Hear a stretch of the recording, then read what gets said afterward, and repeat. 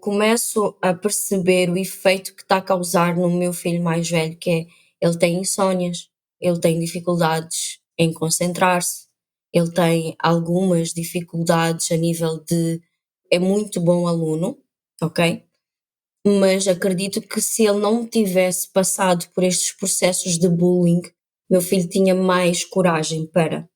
E quando ele começou com este primeiro bullying no quinto ano, este contacto, uma das melhores coisas que eu fiz foi incentivá-lo à empatia.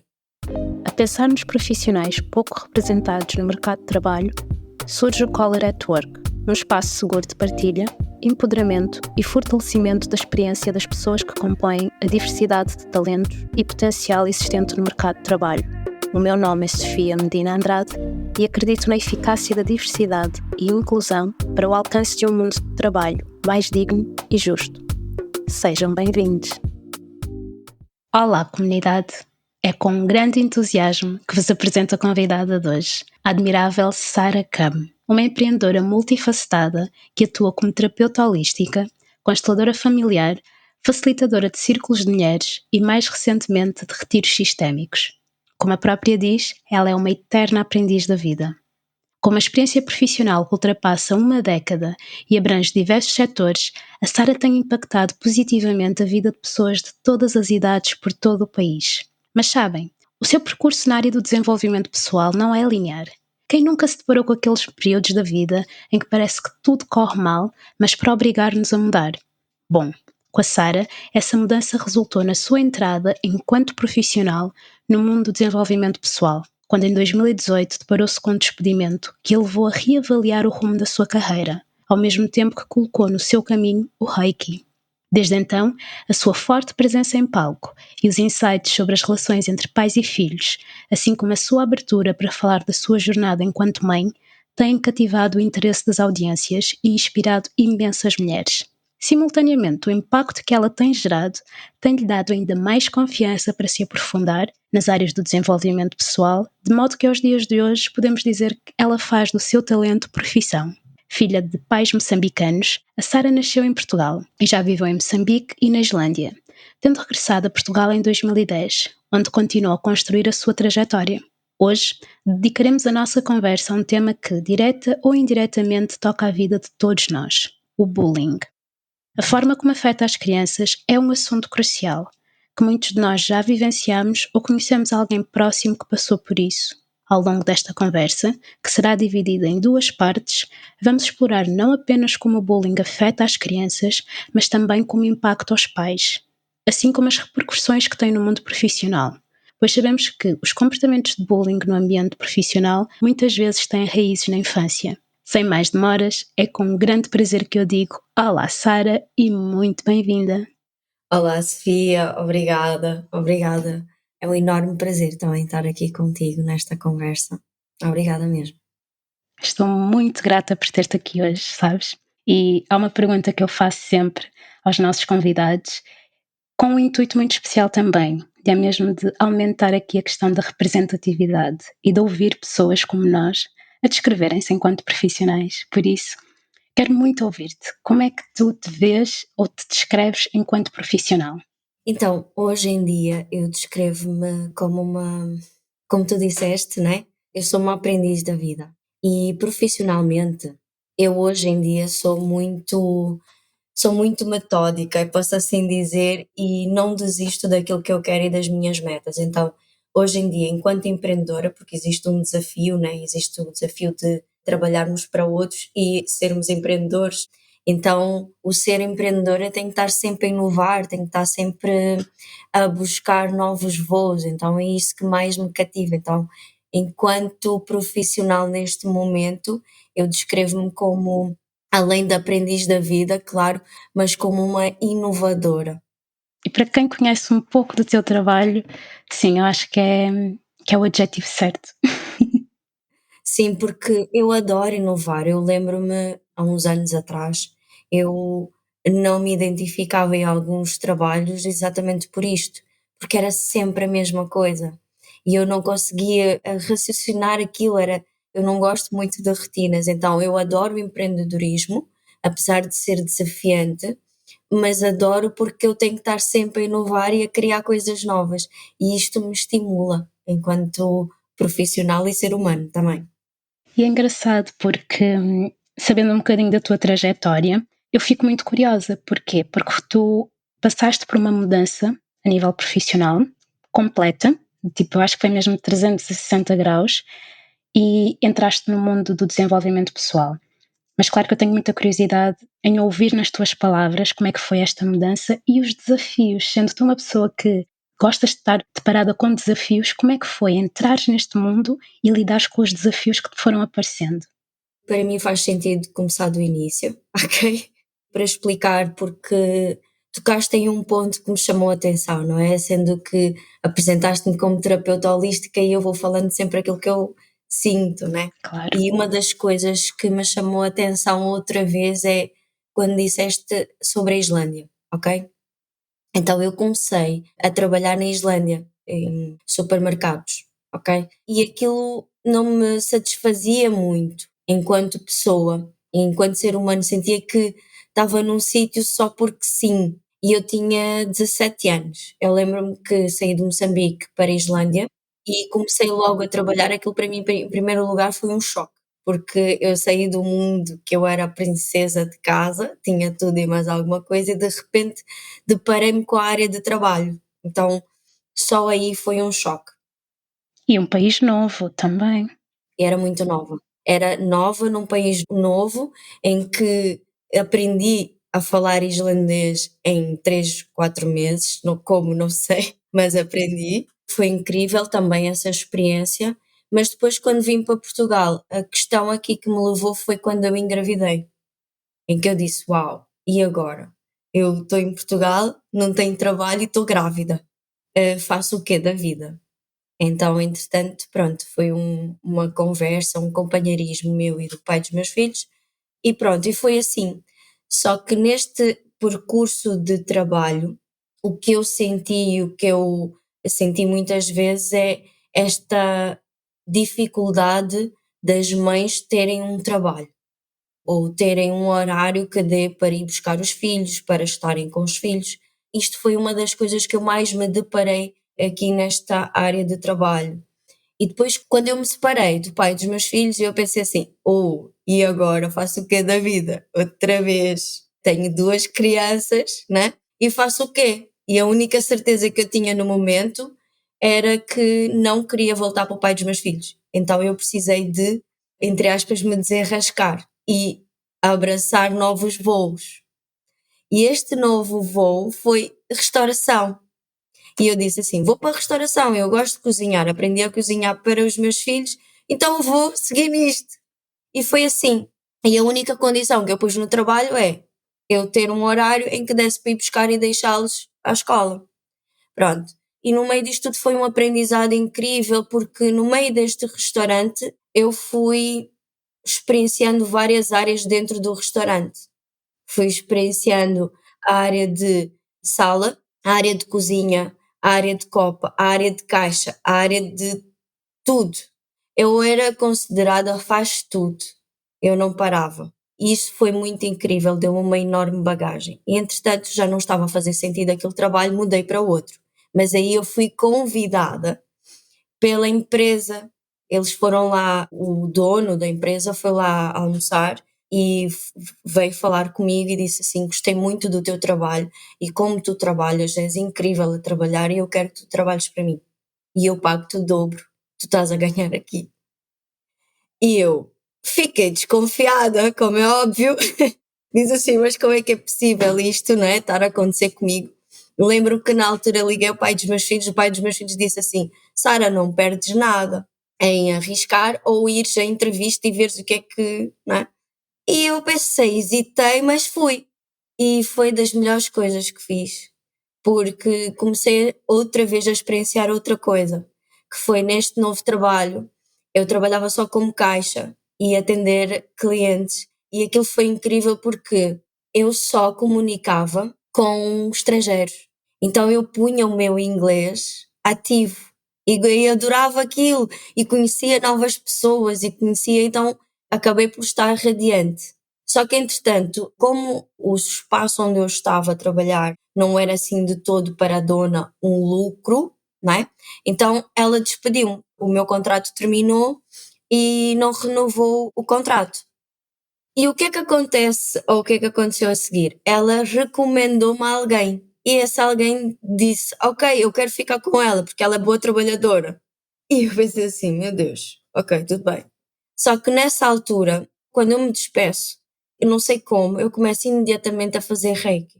Porque foi numa altura em que eu estava a sentir que iria perder os meus filhos porque o pai apresentou à madrasta e eu sentia dentro de mim: eu vou perder os meus filhos. Então eu comecei nesta área sim. Então despediram-me, claro que não fiquei sem trabalho, obviamente, mas despediram-me, eu entrei para o Reiki e com esta situação com os meus filhos. Então foi uma jornada e está a ser uma jornada também incrível, nesse aspecto. E agora eu consigo perceber porque é que grande parte dos teus insights são mesmo com a relação que existe entre pais e filhos. Agora começa a fazer muito sentido, porque todas estas mudanças das quais tu te permitiste experienciar advêm muito desta vontade de o que é que eu vou dar aos meus filhos, qual é a qualidade maior que eu vou conseguir proporcionar aos meus filhos se eu aceitar, se eu abraçar este desafio, independentemente dos medos ou receios que possas ter. Então acho que isso é muito bonito, mas isto também faz-me ainda querer saber mais. No que respeita à tua jornada, como é que tu descobriste que o teu filho estava a passar por bullying ou estava a ser alvo do bullying? Antes de mais, eu quero dizer que o meu filho mais velho, eu comecei as constelações exatamente por causa dele. É engraçado que eu comecei a jornada de desenvolvimento pessoal por causa dos meus filhos, posso assim dizer. Que eles me levaram como se eles me tivessem sempre a trazer situações para que eu pudesse evoluir. Então eles me ajudaram imenso nesse aspecto. E depois dizer que uma das coisas que mais me chamou a atenção, em primeiro lugar, foi quando ligaram-me da escola a dizer que o meu filho não saía do portão, ele tinha 8 anos, 7, 8 anos, não saía do portão porque não queria ter aula de moral. E essa aula de moral, ele estava no portão a chamar que ele queria a mãe dele e não queria ter aula de moral. E eu achei aquilo muito estranho. Eu disse: não é possível ser aula de moral, exatamente de moral, e ele estar a chamar por mim. Então foi a partir daí que eu levei às constelações. E o primeiro contacto que eu tive com ele de bullying, o meu filho tinha 6 anos ou 7, eu fui falar com o professor na escola. Isto emociona-me um pouco, ok? É normal. Fui falar com o professor e quando olho assim para a janela, percebo que um menino está a bater no meu filho. E eu instintivamente eu Ui. olho para o professor e eu disse: isto é inadmissível, não haver nenhum auxiliar na escola. Isto é inadmissível. E aquilo saltou-me uma raiva tão grande da escola, do professor, de todo o mundo. E a única coisa que eu queria era bater naquela criança, em defesa do meu filho. Mas eu, claro, obviamente que não ia fazer isso, mas era o meu instinto de mãe, porque eu considero qualidade, eu sou muito super protetora com os meus. O meu lema é muito este: não toquem nos meus, porque eu viro leoa. E este foi o primeiro contacto e eu comecei a conversar com o meu filho, a dizer: não podes te deixar ficar, porque ele estava em formato de abandono, a posição dele. Só uma questão, para quem não está familiarizada com o formato de abandono, podes-nos descrever como é que é este formato, só para conseguirmos visualizar um pouco. Normalmente fica encolhido, com os braços, a cabeça baixa, com os braços mais rígidos, como se estivesse a esconder-se. Ok, sim. E então este foi o meu primeiro contacto com ele e entretanto nunca mais aconteceu assim, nada que eu saiba, mas sempre a conversar com o meu filho e sempre a perguntar o que é que se passava. Ele às vezes dizia: no quarto ano havia umas meninas a fazerem bullying com ele e eram miúdas muito mais velhas do que ele. E eu fui mesmo, eu queria falar mesmo com os pais, dos pais destas meninas, mas não tive a oportunidade porque o professor interviu. E até aí ficou resolvido. Quando o meu filho passa para o quinto ano, começa outra vez o bullying. Foi com um menino da turma dele, que chamava-o de Betinho, dizia que ele era menino da mamã, e essas coisas todas. E eu muitas vezes incentivava o meu filho a dizer assim: diz assim, sim, eu sou o filho da mamã, eu sou o menino da mamã, antes eu que tenho mãe. E ele ia para a escola e dizia isto. E eu levei meu filho a fazer uma constelação para perceber de onde é que vem este bullying. O que é que está associado ao bullying? Porque é que ele traz tanto bullying? Porque eu tenho a dualidade em casa. Eu tenho um que se deixa ficar, que é o mais velho, e tenho outro que diz assim: eu vou bater todo mundo se me tocar. Eu, às vezes, sinto que o mais novo tem mais a minha personalidade, que é não me toques porque senão também estás feito. E o meu filho mais novo é: eu também não levo desaforo para casa. Entretanto, quando começo a perceber o efeito que está a causar no meu filho mais velho, que é ele tem insónias, ele tem dificuldades em concentrar-se, ele tem algumas dificuldades a nível de é muito bom aluno, ok? Mas acredito que se ele não tivesse passado por estes processos de bullying, meu filho tinha mais coragem para. E quando ele começou com este primeiro bullying no quinto ano, este contacto, uma das melhores coisas que eu fiz foi incentivá-lo à empatia. Eu perguntei onde é que está o pai deste menino? E ele disse: "Oh mãe, ele não tem pai, o pai dele morreu." Eu disse: "Entendes o que é que está por trás desta criança? Entendes o que é que isto está por trás, filho? Que é quando nós temos empatia e percebemos de onde é que vêm certos comportamentos, porque tu, filho, estás a vibrar na vítima e ele está a vibrar no agressor. Portanto, precisas de compreender que é uma forma dele ter a tua atenção. E aquilo que tu vais fazer é de forma mais consciente, porque tu tens as ferramentas e a única coisa que tu vais dizer a ele, quando ele começar, vais dizer assim: eu não sou o teu pai. Não podes buscar em mim o teu pai. A atenção que tu não tens em casa não podes buscar em mim. Uau! E o meu filho, ele disse assim: como assim, mãe? Eu sim, filho. Porque o que ele faz inconscientemente, porque a bem ou a mal, sabes, Sofia, eu e o pai deles, mesmo separados, nós em relação aos miúdos estamos sempre presentes.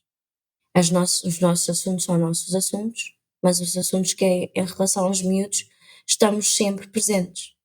Então ele tem o pai que vai buscá-lo à escola, tem a mãe que está sempre ali presente e, portanto, é normal que esta criança que faz bullying perceba isto. Então, o bullying que faz nas crianças é: eu tenho energia de agressor, então eu vou buscar alguém com energia de vítima e eu vou atacar quem é a vítima, quem sente medo. Então, eu incentivo o meu filho, apesar de que há coisas que eu não controlo enquanto mãe, mas eu incentivo o meu filho a sair da energia do medo e da vítima, mas que também não passa a ser agressor. E isto é como se eu incentivasse o meu filho, aquilo que eu sinto, ok, tu precisas de evoluir no sentido de comunica-te como deve ser e com empatia para o outro. E ele disse-me assim: sim, mãe, eu conversei com ele e ele agora já não faz mais isso, porque ele não diz que não tem a mãe em casa e ele vai sozinho para a escola e sente-se triste e volta sozinho para casa e sente-se triste que a mãe não está presente e ele sente que tu estás presente para mim. Uau! E só para ressaltar aqui, teu filho tem 8 anos, Na altura já tinha 9, já no viste? quinto ano 9, 10, sim. Olá, comunidade! O que estão a achar deste episódio? Se pudessem nos dar a vossa opinião, o que diriam? Vocês sabiam que o Color at Work está presente em todas as plataformas de podcast? Está também no Instagram e, mais recentemente, foi-nos lançado o desafio de estarmos no TikTok. Então podem ouvir-nos nas vossas plataformas preferidas de podcast e podem encontrar-nos no TikTok e no Instagram através do Color at Work Podcast. Eu mal posso esperar por ouvir os vossos comentários, por receber o vosso feedback e por assim criar um espaço que seja nosso. Espero por vocês lá. O poder que é conseguirmos passar este tipo de ferramentas para as nossas crianças e a forma como é que eles conseguem transformar as dinâmicas nas quais estão inseridos. Porque tu disseste algo que eu acho que é algo que ficou mesmo em mim. Ele sair do lugar de vítima sem se tornar agressor. E o poder que a empatia tem. E como é que ele conseguiu realmente dar a volta ao ponto de ter esta pessoa que o atormentava. Ele conseguiu mudar a dinâmica de tal forma que esta pessoa que o atormentava acabou por partilhar com ele a fragilidade dele. Isto numa criança conseguir falar do que realmente lhe deixa mal, lhe entristece, com outra criança é muito positivo, é muito forte. Mas também não é uma coisa muito frequente, por isso eu acho que foi muito poderoso. Foi muito poderoso. Claro que sim, Sofia, claro que sim. Para ele eu sei que acredito que para o meu filho tenha sido complicado, tenha sido desafiante, mas quando isso no início aconteceu, eu lembro-me que eu disse: "Olha, liga à minha formadora, não é? Liga a ela, pergunta como é que tu podes agir em relação a isto". E eu lembro assim, ele só me disse assim: "Fogo, mãe, tinhas tu que sofrer bullying na tua infância e o meu pai também, para eu ter que passar por isto?". Eu disse assim: "Pois, nós fizemos a nossa parte, mas tu estás a trazer o que é nosso, mas também estás a vivenciar a tua própria experiência de vida. Então, se tu estás a vivenciar isto é porque tu escolheste isso. Não venhas pôr, entre aspas, porque as crianças fazem isto, pôr a responsabilidade toda em mim e no teu pai, porque tu hoje és uma criança que tem consciência. Tu vais a constelações familiares, tu vais a formações de desenvolvimento pessoal, portanto, isto não é uma desculpa para ti, não é?". E ele disse assim: "Eu sei, mãe, eu compreendo que eu estou a escolher isto para mim". Uma das coisas que eu mais vejo nos pais, nas pessoas, é que veem os filhos como eternos bebés. Ou seja, é como se os pais não permitem que os filhos cresçam. Mas ao mesmo tempo isto faz-me pensar, porque é uma situação complicada. No teu caso, por exemplo, tu já tinhas sofrido de bullying.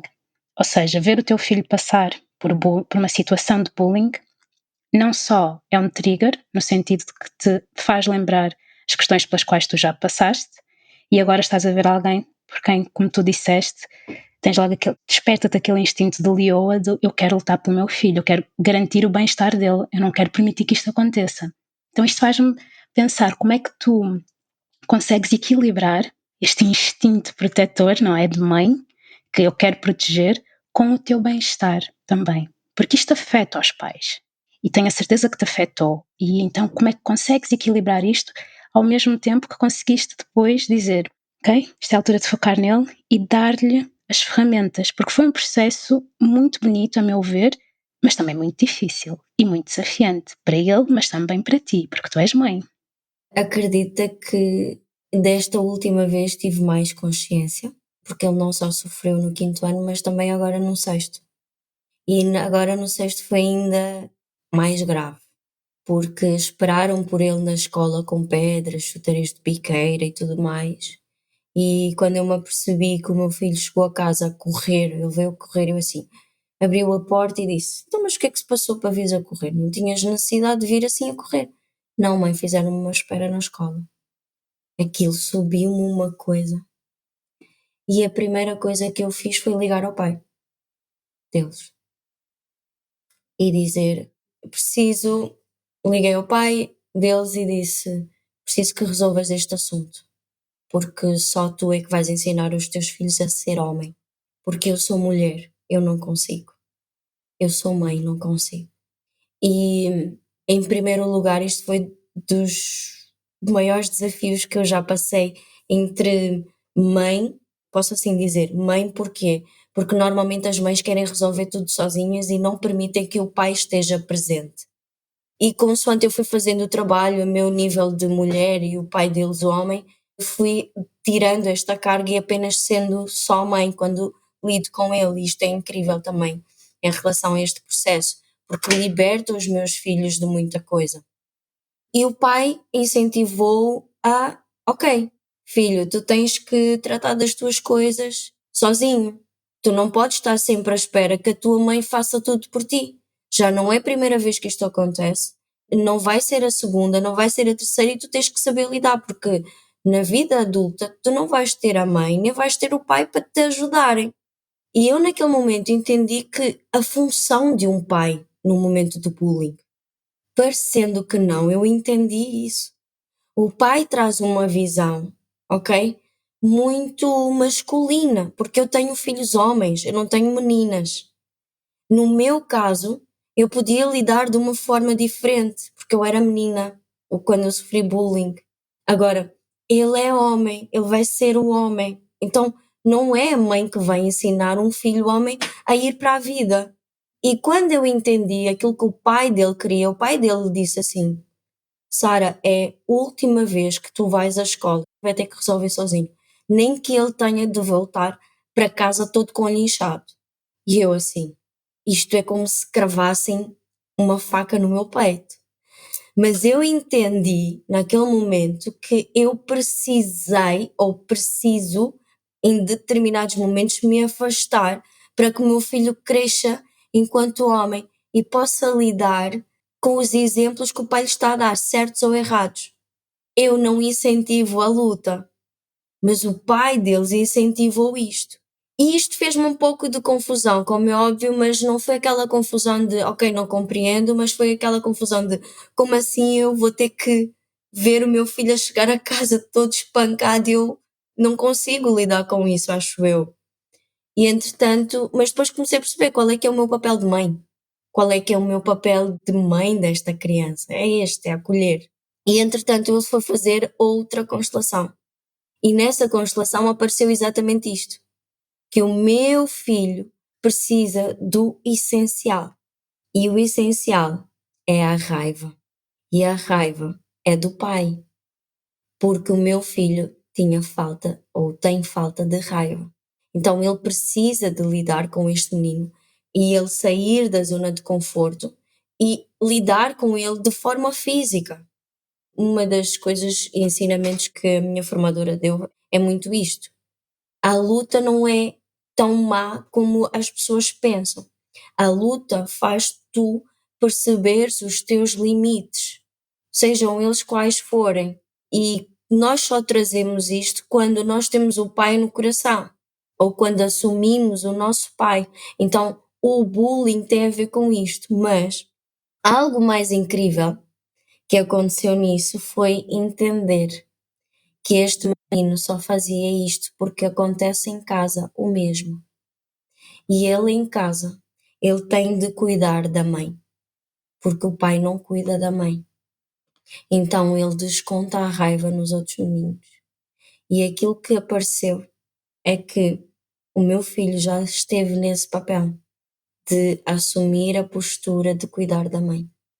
Então ele quando olha para o meu filho é: como é que tu conseguiste sair disso? E isto, o meu filho disse assim: Uau, incrível, mãe! Incrível a forma como as ações que nós temos têm sempre uma causa, sejam elas de agressão e sejam elas de vítima. O meu filho tem falta de pai. Não é falta de pai, não posso assim dizer, mas ele tem falta da raiva, ele precisa disto. E se calhar eu ainda estou a prendê-lo, tipo, não vou proteger. Só que eu não me apercebo de que isto só o prejudica neste aspecto. A percepção que eu tenho desta questão da falta de raiva tem muito a ver com o ainda se colocar naquele mundo de fantasia de que alguém vai me proteger, alguém vai me salvar, eu ainda não quero ir para o mundo com uma postura de que eu posso, de certa forma, cuidar de mim, resolver as coisas, mas sim, a solução irá chegar não pela minha responsabilidade, mas por outra, de alguém, de um outro alguém. E que isso faz-nos ficar numa postura, como tu dizes de vítima, eu, a meu ver, é numa postura meio que mais acanhado, e que para quem tem estas tendências mais violentas e mais de bullying, é como se conseguisse identificar, aqui está um alvo que eu posso brincar, entre aspas, aqui está um alvo do qual eu posso brincar no sentido, aquele sentido mais malicioso, que muitas das vezes, como estavas a dizer e como eu interpreto, eu acho que a pessoa não tem tanta consciência, mas vai e ataca. E o sair, ou seja, o despertar esta raiva da pessoa que é tida como o alvo, isto já retira esta pessoa desta postura no olhar do bully como o alvo fácil e já coloca como, se calhar com este nem vale a pena meter-me. Mas também acho que fizeste aqui algo que foi, ou que para ti a tua virada de chave, foi o teu ponto de viragem, aquilo que te ajudou como mãe a lidar com esta questão, também foi teres percebido que tu podes pedir ajuda. E o peso não está todo em ti.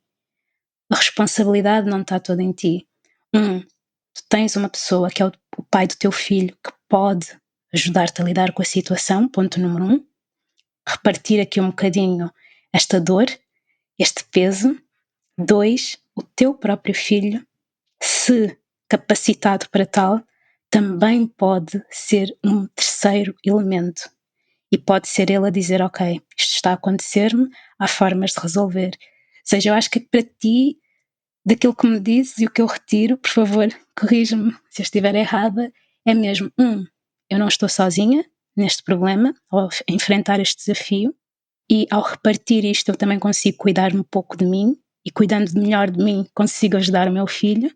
E 2, o meu filho, com as ferramentas certas, também consegue lidar com esta situação. Tu estás, daquilo que eu vejo também, a capacitá-lo muito com aquilo que é inteligência emocional. Ele conseguir olhar para o outro, com aquilo que nós já falámos anteriormente de empatia, e identificar o que está por trás desta ação. O que é que esta pessoa com esta ação me está a tentar dizer? Por vezes até inconscientemente. E aquilo que foi o resultado, a forma como o bully abriu-se, foi, para mim, foi tipo uau. E deixa-me impressionada de forma positiva, sabes? Eu acho que é mesmo isto. Mas ao mesmo tempo estou aqui a pensar em mães, porque se calhar até poderia dizer pais, mas como só estou a falar contigo e não com o pai dos teus filhos, se calhar apontaria isto mesmo para as mães, não é? Para as mães que possam estar a vivenciar, não a situação exata, mas algo parecido com os filhos. Que tipo de conselhos tu darias? Que dicas darias? Que ferramentas lhes darias? Porque estás a falar comigo que não sou mãe, eu já passei por bullying, é verdade, mas ainda não sou mãe, mas imagino que deve ser muito desafiante, como tu já disseste que foi para ti, não é? Que pelo menos houve ali alturas que tu sentiste, tu sentiste tudo, o sangue a ferver, deves ter sentido o corpo congelado, deves ter sentido tudo e mais alguma coisa, mas para as mães que estão a vivenciar esta situação, quais são os conselhos, as dicas, o que é que lhes dirias? Como é que falarias para elas? Em primeiro lugar, dizer: os vossos filhos não são santos. E isto é uma das coisas que me apercebi nesta jornada, que nem o meu filho era santo. E quem me alertou isto foi muito o pai deles, do género. A primeira questão que ele fez foi: o que é que o nosso filho fez?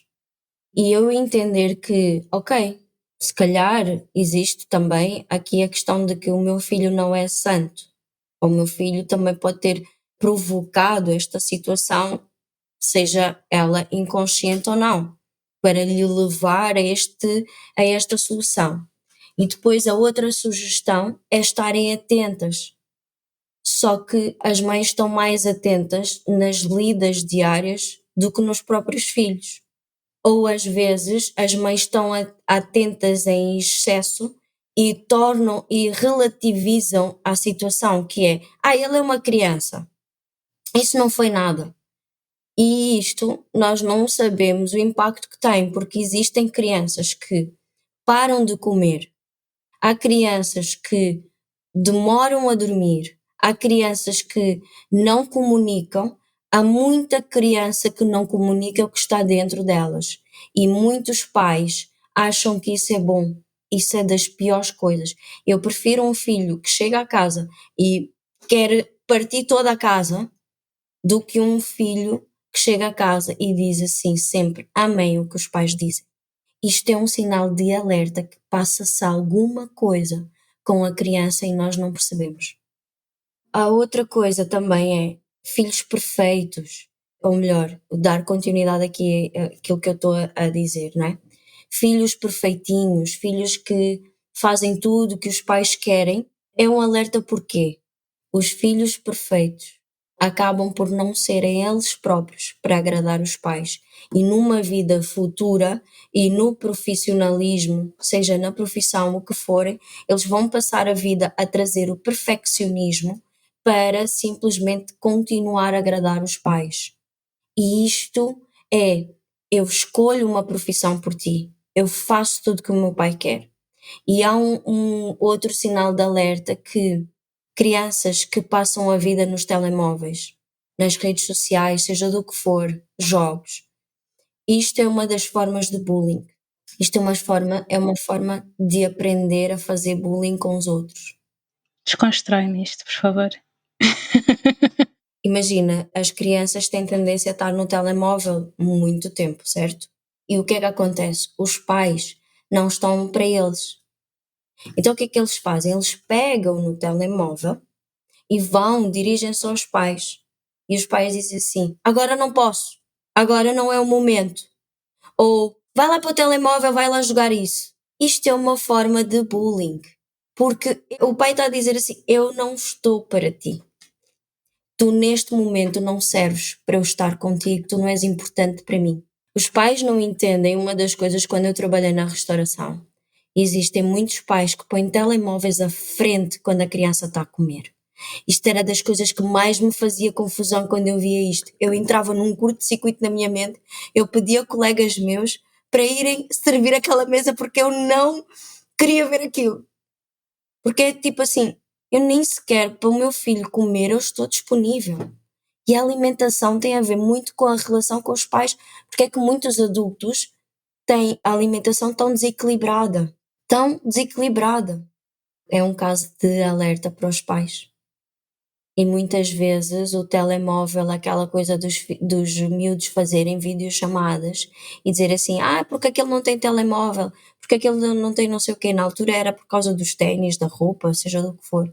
Agora é com os telemóveis. E agora, uma das coisas que, por isso é que os meus filhos não têm telemóvel, e o meu filho pediu o telemóvel para este dezembro, ok? E eu decidi que não ia comprar. Eu fui à loja para ver e decidi naquele momento, eu disse assim, não vou comprar, ele não precisa. E pensa nisto. Porquê? Porque ele já começa a fase de querer ouvir música, de querer fones, de querer não sei o quê, e isto não se incentiva a socializar dentro de casa, de estar num quarto fechado. Então, como eu não quero que a adolescência do meu filho, ou dos meus filhos, chegue a este ponto, então não há telemóveis. E ele disse assim, vou ser diferente de todos os meninos. Eu disse, se até os irmãos são diferentes, imagina os amigos. É um desafio, mas sabes, acho que tudo isto, ou seja, eu acho que a parentalidade no seu geral, ou no seu todo, acaba por ser um desafio. Mas estas questões, não é? Estas situações acabam por desafiar ainda mais. Para continuarem a ouvir não só os insights da Sara sobre o bullying, mas também como este mudou a sua visão da parentalidade e muito mais, juntem-se a nós à segunda parte da conversa. Obrigada por nos ouvirem e até já! Obrigada por se juntarem a mais um episódio do Color at Work, que contou com a edição do Augusto Piscinini. Se gostam deste podcast, eu peço para que partilhem, subscrevam, avaliem e comentem. Até aos próximos episódios!